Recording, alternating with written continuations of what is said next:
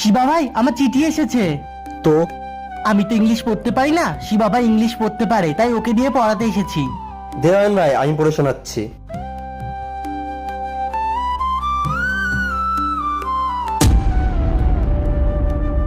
অয়ন ভাই, তুই এখানে থাক, আমি এখনই আসছি।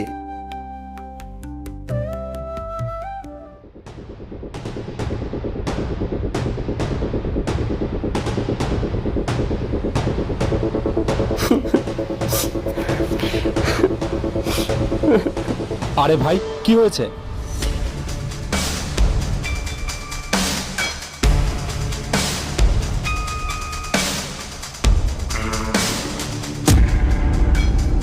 আরে ভাই, ও দাদা তো কার অ্যাক্সিডেন্টে মারা গেছে, আর তুই ওকে এত বড় সত্য কথাটা না বলে চলে আসলি।